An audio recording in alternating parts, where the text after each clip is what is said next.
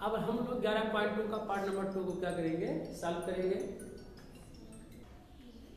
तो प्रश्न नंबर क्या है, चौथा प्रश्न है 10 सेंटीमीटर त्रिज्या वाले एक वृत्त की कोई जीवा केंद्र पर समकोण आंतरित करती है, वृत्त के क्षेत्रफल ज्ञात कीजिए।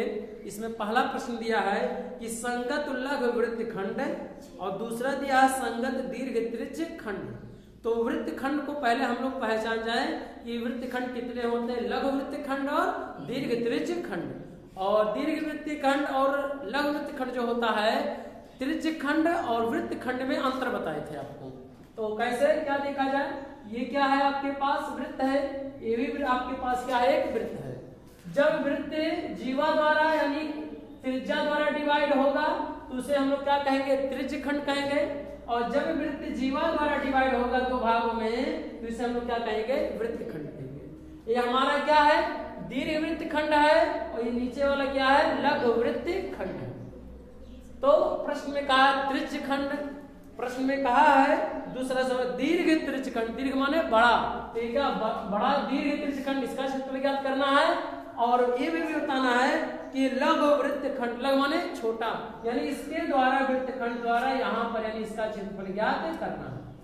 तो इसका केंद्र क्या है, कोण यानी ओ हो, तब हम लोगों को क्या करना है, ज्ञात करना है दीर्घ त्रिज्य खंड और लघु त्रिज्य खंड। तो हम लोग क्या करेंगे, साफ करेंगे। और पहले नंबर हम लोग देखेंगे कितना दिया है, r बराबर 10 सेंटीमीटर, r बराबर कितना दिया 10 सेंटीमीटर, ये और क्या है बी है। जो जीवा ए बी है इसके द्वारा केंद्र पर कितने अंश का कोण बन रहा है, तो 90 अंश का। क्योंकि कहा है कि वृत्त की कोई जीवा केंद्र पर समकोण अंतरित करती है, तो समकोण का मतलब होता है 90 अंश होता है। तो थीटा बराबर कितना हो गया, 90 अंश हो गया। तो कह रहा है कि पहला प्रश्न संगत लघु वृत्त, लघु माने क्या होता है, छोटा, और वृत्त खंड माने वृत्त खंड, यानी ये छोटा लघु वृत्त खंड का क्या करना है, क्षेत्रफल ज्ञात करना है। तो इसका क्षेत्रफल ज्ञात करने के लिए हम लोग पहले त्रिज्य खंड का क्षेत्रफल ज्ञात कर लें और माइनस इस समकोण त्रिभुज का क्षेत्रफल क्या करें, ज्ञात कर लें। तो क्या करेंगे हम लोग, तो अब हम लोग क्या है, r बराबर कितना दिया है, r बराबर प्रश्न में दिया है 10 सेंटीमीटर, तो r बराबर कितना हो जाएगा, 10 सेंटीमीटर दे रखा है। और कहा है कि जो यानी संगत यानी पहला सवाल ज्ञात करना है, थीटा की वैल्यू कितना है, थीटा की वैल्यू कितना है, 90 अंश, कितना दिया है, 90 अंश दिया है। तो ये लघु यानी क्या, पहला सवाल ज्ञात करना है लघु वृत्त खंड, क्या लघु वृत्त खंड, लघु वृत्त खंड का क्षेत्रफल, क्षेत्रफल कितना होगा लघु वृत्त खंड का क्षेत्रफल, त्रिज्य खंड का क्षेत्रफल ज्ञात करना, त्रिज्य खंड, त्रिज्य खंड AOB का क्षेत्रफल माइनस क्या होगा, समकोण त्रिभुज ABC, समकोण त्रिभुज, समकोण त्रिभुज AOB का क्षेत्रफल, का क्षेत्रफल। इसी पे हम लोग क्या, क्यों, क्योंकि लघु कहा, लघु वृत्त खंड यानी इसी का क्षेत्रफल हमें ज्ञात करना है। तो दीर्घ त्रिज्य खंड के टोटल के क्षेत्रफल में से दीर्घ त्रिज्य खंड के इस समकोण त्रिभुज के क्षेत्रफल क्या कर दिया जाए, घटा दिया जाए, तो जो हमें प्राप्त होगा क्या होगा, दीर्घ वृत्त खंड का क्षेत्रफल क्या होगा, प्राप्त होगा। तो हम लोग सॉल्व कर लें। त्रिज्य खंड का क्षेत्रफल में जानते हैं थीटा बटे कितना होता है, 360, कितना होगा 360 और पूरे पाई आर स्क्वायर माइनस समकोण त्रिभुज, तो समकोण त्रिभुज का क्षेत्रफल 1/2 आधार गुणे क्या होगा, ऊंचाई, क्या होता है आधार और गुणे क्या हो जाएगा, ऊंचाई,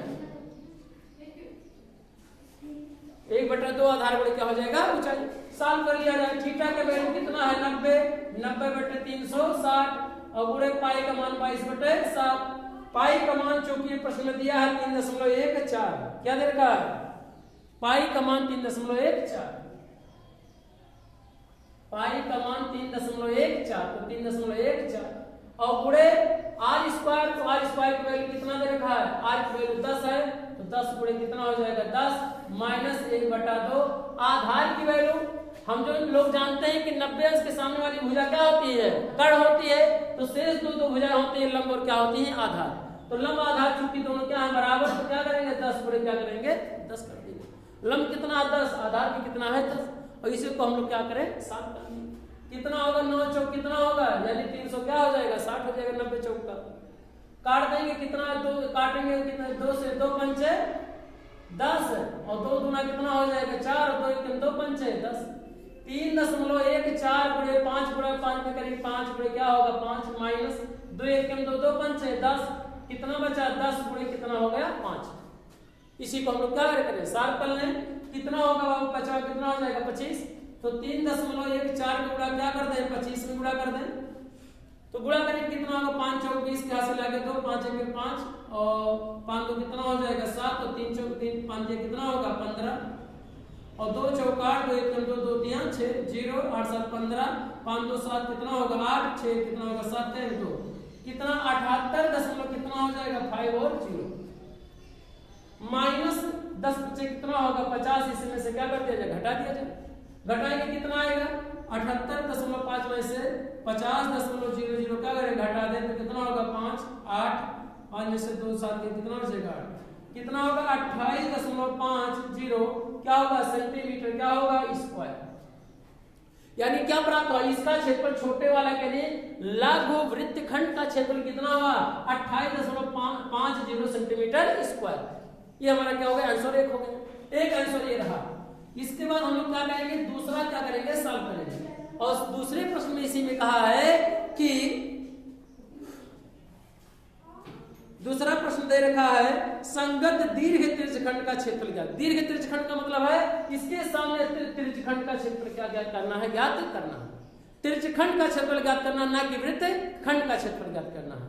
तो थीटा की वैल्यू कितना होगा बाबू, दीर्घ त्रिज्य का क्षेत्रफल कितना हो जाएगा थीटा डैश बराबर, तो हम लोग 360 और माइनस क्या कर देंगे 90, कोण को क्या करेंगे घटा देंगे, क्योंकि इधर ये 90 है, इधर कितना होगा 360 माइनस 90 कितना होगा इधर का कोण, इधर वाला कोण 360 माइनस कितना होगा 90 होगा, कितना बचेगा बताओ कितना आ जाएगा 200 कितना होगा 70, कितना बचेगा 270।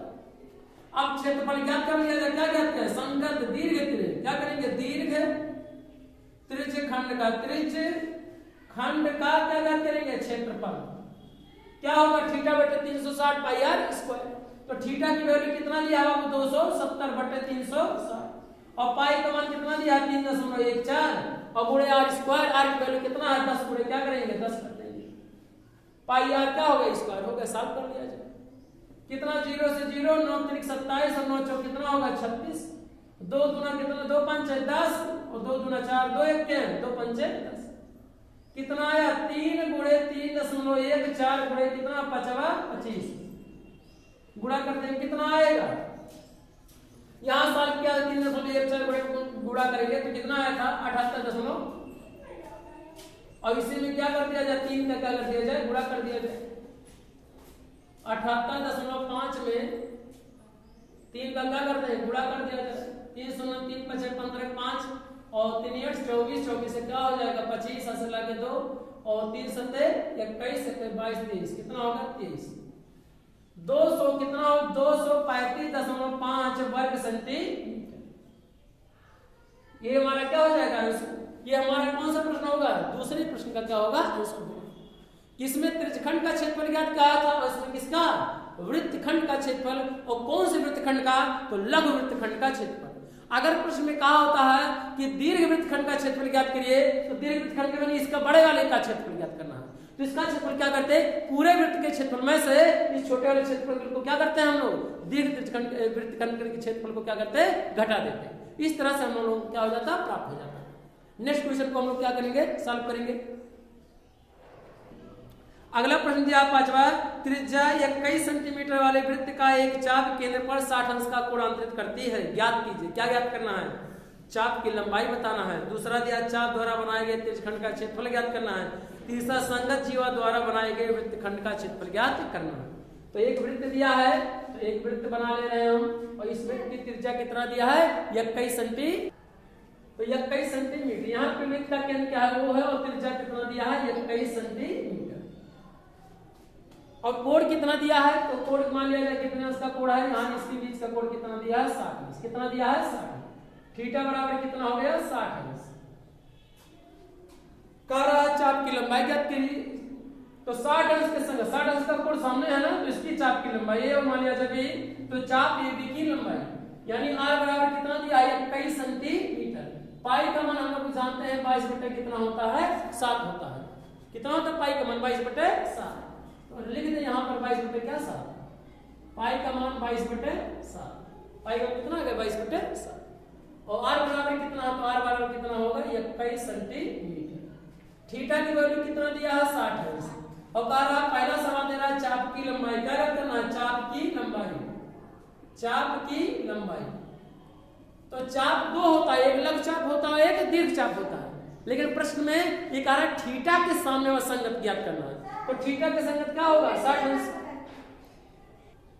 तो चाप की लंबाई, तो इसमें प्रश्न नहीं कहा लघु चाप की लंबाई ज्ञात करना है कि दीर्घ चाप की, लेकिन प्रश्न में दिया है कि थीटा के संगत ज्ञात करना है, थीटा के संगत। तो इधर वाले क्या हो जाएगा लघु चाप है, तो चाप की लंबाई कितना होगा थीटा बटे कितना होगा 360 और कोण क्या होगा 2 पाई r।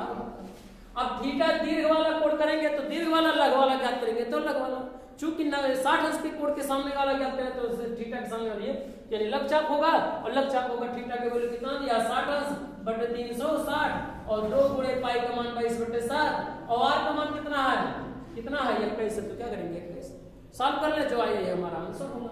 7 3 कितना होगा 21 और 0 से 0 6 का गुणन करें कितना हो जाएगा 6 चौक कितना हो जाएगा 36 हो जाएगा।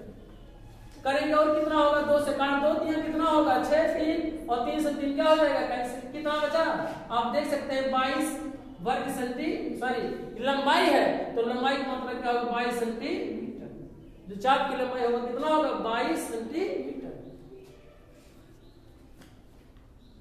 पहला प्रश्न होगा चाप की लंबाई हो गया। दूसरा दिया है कि चाप द्वारा बनाए गए त्रिज्यखंड का क्षेत्रफल ज्ञात करना है, तो क्षेत्रफल कितना है, तो यानी थीटा कोण वाला इसका क्षेत्रफल ज्ञात करना है, तो संगत क्या ज्ञात करना है चाप द्वारा माने लघु चाप द्वारा बनाए गए त्रिज्यखंड का क्षेत्रफल, ये लघु चाप है तो इसके द्वारा रचित क्षेत्रफल यही है, तो इसका कोण यानी इसका ही क्षेत्रफल ज्ञात करना है इसका, तो ज्ञात करेंगे क्षेत्रफल बराबर कितना होगा चाप AB द्वारा बनाए गए त्रिज्यखंड का क्षेत्रफल कितना होगा थीटा बटे 360 और गुणे कितना होता पाई r स्क्वायर, तो पाई r स्क्वायर इसी पे क्या कर दिया जाए रख दिया जाए। थीटा की वैल्यू कितना दिया 60 अंश बटे क्या होगा 360 गुणे पाई का मान 22 बटे कितना होगा 7 और r की वैल्यू कितना दिया है r की वैल्यू कितना दिया 21 गुणे कितना हो जाएगा 21, घाते 2 लगा देंगे 2 बार पूरा कर देंगे तो डायरेक्ट 21 गुणे क्या कर देंगे 21, सॉल्व कर लिया जाए 7 3 कितना होगा 21 हो जाएगा और यहाँ 6 0 और 6 कितना हो जाएगा 36 हो जाएगा। फिर काटेंगे 3 1 3 3 6 2 का भाग 2 करेंगे कितना हो जाएगा 22, क्या बचेगा 11 गुणे कितना होगा 21, तो 21 और 21 गुणा करेंगे 231 कितना होगा 200 कितना आएगा 231 वर्ग सेंटीमीटर, क्या होगा इसका जो क्षेत्रफल ज्ञात होगा 200 कितना होगा 31 वर्ग सेंटीमीटर होगा, ये होगा आंसर ना। हाँ अगला प्रश्न कहा है इसी में संगत जीवा द्वारा बनाए गए वृत्तखंड का क्षेत्रफल ज्ञात कीजिए। तो इस संगत जीवा द्वारा इसका मतलब ये है कि अगर यहाँ पर क्षेत्रफल ज्ञात कर दिया जाए यहाँ टोटल का, तो इसके संगत द्वारा त्रिज्यखंड का क्षेत्रफल ज्ञात करना इसके द्वारा, तो त्रिज्यखंड का क्षेत्रफल यानी इसी वृत्तखंड का क्षेत्रफल ज्ञात करना है, यानी जो गोलाकार आप देख सकते हैं जो इसको काट रहे हैं 2 रेखाओं द्वारा इसी का क्या करना है क्षेत्रफल बताना है। तो हम लोग यहाँ त्रिज्यखंड का क्षेत्रफल में से संभव ये प्रत्येक कोण ये 60 अंश है, त्रिज्या है तो 60 क्या हो जाएगा प्रत्येक कोण कितना हो जाएगा 60 संभाव त्रिभुज होगा, तो त्रिज्यखंड के क्षेत्रफल में से संभाव त्रिभुज के क्षेत्रफल क्या करेंगे घटा देंगे, तो ऐसे हम लोग क्या करेंगे सॉल्व करेंगे, तो सॉल्व कर लिया जाए कितना हुआ प्राप्त हुआ आपको। तीसरा सवाल इसी का क्या करेंगे वृत्तखंड का क्षेत्रफल क्या ज्ञात करेंगे वृत्तखंड का क्षेत्रफल कितना होगा त्रिज्यखंड का क्षेत्रफल खंड का क्षेत्रफल, त्रिज्यखंड का क्षेत्रफल माइनस किसका क्षेत्रफल, समबाहु त्रिभुज का क्षेत्रफल, समबाहु त्रिभुज किसका क्षेत्रफल, समबाहु त्रिभुज AOB का क्षेत्रफल ज्ञात कर लिया जाए। कितना है आया क्षेत्रफल, त्रिज्यखंड का क्षेत्रफल 231 माइनस समबाहु त्रिभुज कड़ी में 3/4 गुणे भुजा स्क्वायर, भुजा स्क्वायर, भुजा कितना दिया 21 है, तो क्या करेंगे 21 गुणे क्या कर देंगे 21, क्योंकि समबाहु त्रिभुज का क्षेत्रफल कड़ी में 3/4 गुणे भुजा स्क्वायर होता है। समबाहु त्रिभुज का क्षेत्रफल कितना होता है, कड़ी में 3/4 और क्या होता है भुजा स्क्वायर। सब कर लिया, कितना आएगा इसका 221 माइनस 2 से भाग देंगे, कितना आ जाएगा लगभग